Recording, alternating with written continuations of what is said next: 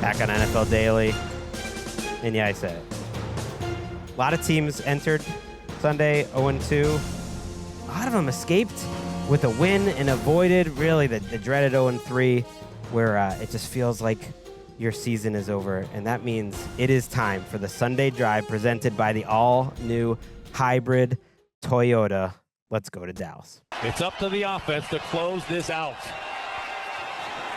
Lamar fakes the jet sweep, keeps it on the quarterback read option, and he's out to the 45-yard line. Let's see the exact spot. First down, Ravens, and with 1:48 in Dallas left to play for the first time in 2024, the hay's in the barn. Good to hear the hay is in the barn again from Jerry Sandusky, WBAL. And yeah, if you were listening closely, you might have heard just a huge sigh of relief from Sandusky before he put that hay in the barn, because that 10-yard run prevented the Cowboys from getting the ball back during a mad fourth quarter where they went from 28-6 to 28-12. Patrick starts yelling in the newsroom. 28-18. Patrick starts really yelling in the newsroom and talking about how he didn't get any food earlier in the day. He can't do that when this is happening. 28-25, and then he's actually just silent. Which I was flipping tables. No, he was just silent at that point, and the Ravens got the ball back after Kevontae Turpin cut it to 28-25, and they did ice it with a couple first downs. Lamar, as Lamar does, wins it with his arm first, with a nice first down, and then with his legs. And it should have never at all gotten to that point. There was a Brandon Aubrey onside kick, which, you know, it's one of the announcer jinx doesn't happen, but I'm looking and I see Brandon Aubrey sit the ball on its side, and I'm thinking, well, I've never seen one of these spinny onside. You said it. You said, oh, they're trying this spinny onside kick. That one's never watermelon. Worked. Yeah, never seen it successful. Of course, Zay Flowers bungles that, and the Cowboys. It was spinning kind of funny, to be fair. I was like, it had some knuckleball. Yeah, Brandon Aubrey can kick the ball 600 miles an hour. I'm sure he can kick the ball to the moon if he needs to, but he strokes a 65-yarder earlier in the game. He's spectacular. Greg pointed this out, that the Ravens keep going into games where the opposing kicker is better. Yes. And happened again. This was true again today. But you're to tell me that Baltimore, yet again, a massive lead in the fourth quarter in a game where Derrick Henry has 25 carries, 151 yards, and 2 touchdowns, that they cannot hold on to the lead. After the game, Coach Harbaugh saying that, yeah, maybe they played things a bit conservatively on offense and defense. And at a certain point, when this continues to happen, when they're blowing leads to the Raiders, there's, of course, the memorable loss to the Miami Dolphins, where they have a huge lead in the fourth quarter. The Dolphins storm all the way back. At some point, it's a trend. But they do, after these consecutive possessions, finally have an opportunity where they just keep the ball in Lamar's hands. Mm-hmm. And he gets the first down pass to Zay Flowers, ultimately runs it out.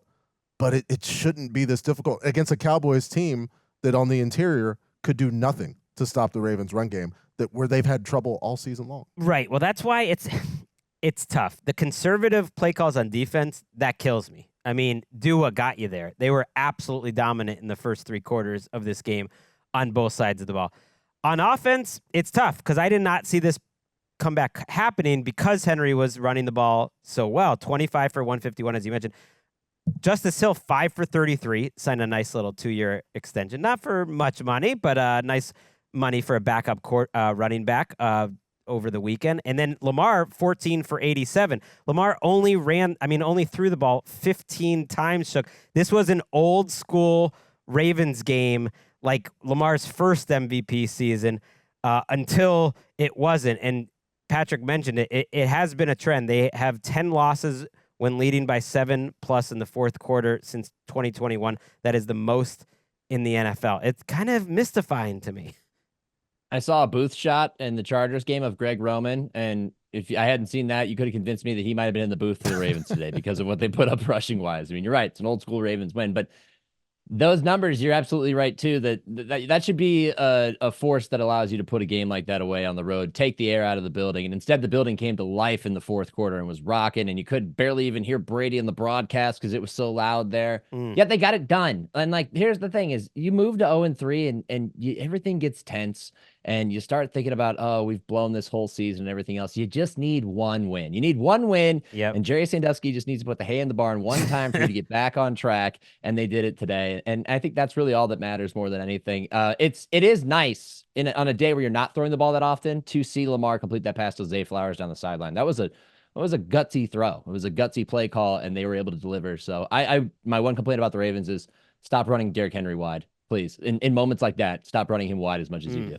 Yeah, I really wanted them to get in the pistol towards the end. They had a shotgun run to Derrick Henry, which could have cost him the game. He slips down, and then another. He almost fumbled. Yeah, then another one. He's trying to hurdle the defender.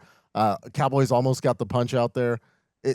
Things got needlessly complicated towards the end when you have the two-time MVP. Perhaps let's just snap him the ball and allow him to do what he does. But again, Derrick Henry had such a solid game, and this defense played better. Way better. You do wonder how much of that was Dallas, because looking at the separation, only one Cowboys receiver had more average separation than 3 yards.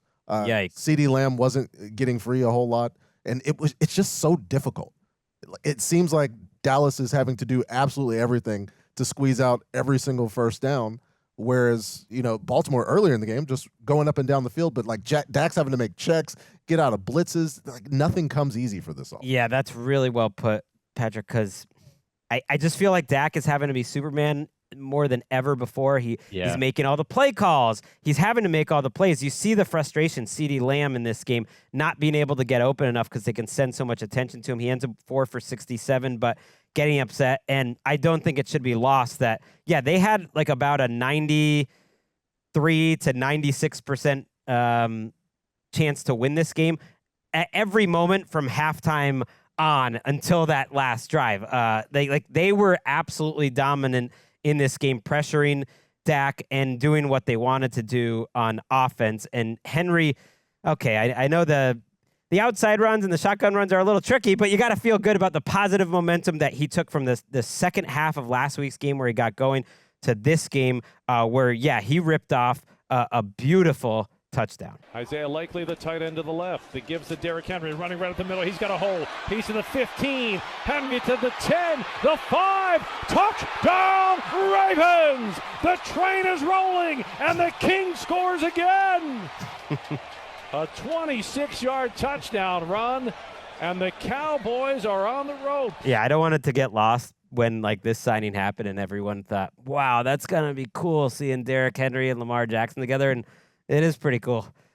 like guys were bouncing off Derrick Henry today. He had plus 45 in terms of rush yards over expected.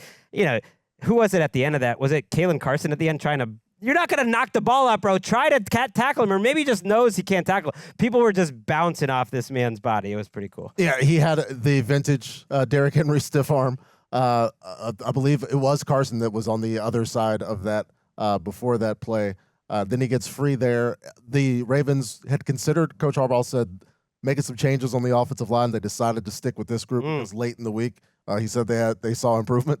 They certainly showed an improvement, especially Daniel Falele in the run game. Lamar actually ran in the post-game newser of Coach Harbaugh to talk about how Falele played down the stretch. So improvement in that aspect, which is something they really need. The largest guard, we believe, in NFL history. A pretty crazy notion to put this man at guard, and it did not look good through 2 weeks. It looked good on Sunday, and just a massive, massive win for a team that considers itself a Super Bowl contender. Obviously, with the Ravens, I don't know about the Cowboys. They're 1-2, and I'm feeling better every week about standing on that tiny table and saying things were going to collapse because, just everything looks hard for them.